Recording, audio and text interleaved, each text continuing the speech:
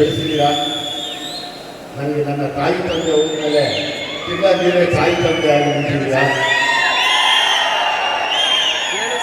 ನನ್ನ ಮೊದಲನೇ ಮಗಳು ರಿತನ್ಯ ಈ ಸರಿ ಪಾದಾರ್ಪಣೆ ಮಾಡ್ತಾ ಇದ್ದಾರೆ. ನಿಮ್ಮೆಲ್ಲರ ಆಶೀರ್ವಾದ ಅವಳಿಗೆ ಎಲ್ಲ ಕೈ ಮುಗಿದು ಕೇಳ್ಕೊತೀನಿ ನಾನು ಯಾವಾಗ.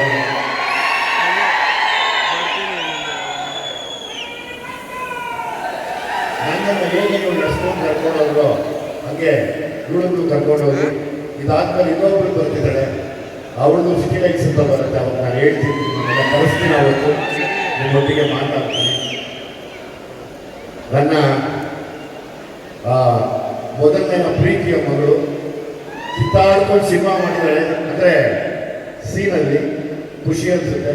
ಆಲ್ ದ ಬೆಸ್ಟ್ ಅಮ್ಮ. ನಮಗೆ ಸದಾ ಬೆನ್ನೆಲುಬಾಗಿ ನಿಂತಿರೋ ಅಭಿಮಾನಿಗಳನ್ನ ಮರಿಬೇಡ, ಅಭಿಮಾನಿಗಳ ಆಶೀರ್ವಾದ ನಮಗೆ ಬೇಡ. ಅವರಿಲ್ಲ ಅಂದರೆ ನಾವಿಲ್ಲ. ಹಾಗಾಗಿ ಎಲ್ಲೇ ಇದ್ದರೂ ಪ್ರೀತಿಯಿಂದ ತಲೆ ಬಾಗಿಸಿ ನಡಿ. Thank you. ಎಲ್ರಿಗೂ thank you so much.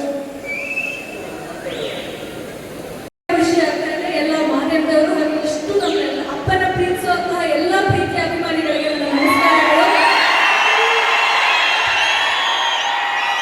Thank you so much. ಈ ಪ್ರೀತಿ ಖುಷಿ ಜೋಶ್ ತುಂಬ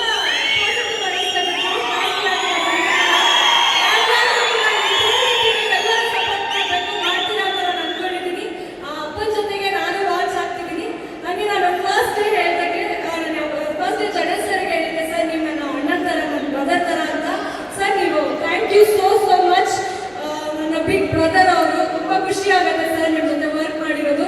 and Satyaprakash uncle and Hemant ಅಣ್ಣ ಸಾರಥಿ ಫಿಲ್ಮ್ ಬ್ಯಾನರಲ್ಲಿ ನಾನು ಕೆಲಸ ಮಾಡ್ತಾ ಇರೋದು ನಂಗೆ ತುಂಬ ಖುಷಿ ಆಗುತ್ತೆ.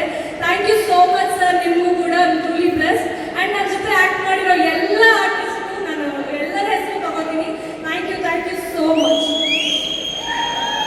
ನನ್ನ ಜೊತೆ ಎಲ್ಲರೂ ಪಾಲ್ಗೊಳ್ತಾರೆ. ನಮಸ್ಕಾರ ಮಾಡಬೇಕು.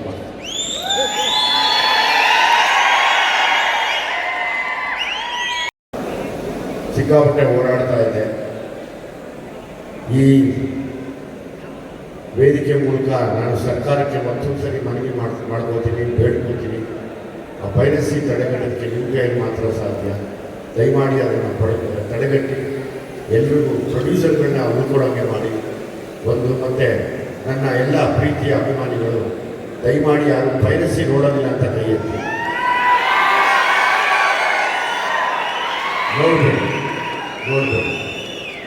ಒಂದು ಈ ಸಿನಿಮಾ ಲ್ಯಾಂಡ್ಲಾರ್ಡ್ ಎಲ್ಲರ ಮನೆಯ ಹೋರಾಟದ ಕತೆ. ಪುಣ್ಯಾತ್ಮ ಬಾಬಾ ಸಾಹೇಬ್ ಅಂಬೇಡ್ಕರ್ ಅವರು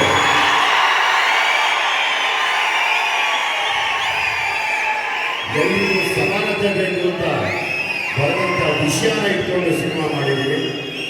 ಸೊ ಹಾಗಾಗಿ ನಾನು ಅವ್ರ ಬಗ್ಗೆ ತುಂಬ ಓದಕ್ಕೆ ಶುರು ಮಾಡಿ ತುಂಬ ಇನ್ಸ್ಪೈರ್ ಆಗ್ತಾ ಇದ್ದೀನಿ ಬದುಕಿನ ಬಗ್ಗೆ. ನನಗೆ ಇವತ್ತಿಗೂ ಸಮಾನತೆ ಇಲ್ಲ ಅಂದರೆ ಆ ಜಾಗದಲ್ಲಿ ನಾನು ಇರಲ್ಲ. ಸಮಾನತೆ ಇಲ್ಲ ಅಂದರೆ ನೀವು ಕೂಡ ಇರಬೇಕು. ಹಾಗಾಗಿ ನಾನೆಲ್ಲರಿಗೂ ಪ್ರೀತಿಯಿಂದ ಜೈ ಭೀಮ್, ಜೈ ಭೀಮ್, ಜೈ Bhim. Thank you very much. ದಯಮಾಡಿ ಎಲ್ಲ ಊಟ ಮಾಡಿ. ಇನ್ನೊಂದ್ಸರಿ ಹೇಳ್ತಾ ಇದ್ದೀನಿ, ನಾನು ಯಾರ ಕೈಯಲ್ಲೂ ಹಾರ ಹಾಕಿಸ್ಕೊಳಕ್ಕೂ ಕೇಕ್ ಕಟ್ ಮಾಡೋಕ್ಕೂ ಬಂದಿಲ್ಲ. ನನ್ನ ಅಭಿಮಾನಿಗಳು ದೂರದಿಂದ ಬಂದಿದ್ದಾರೆ.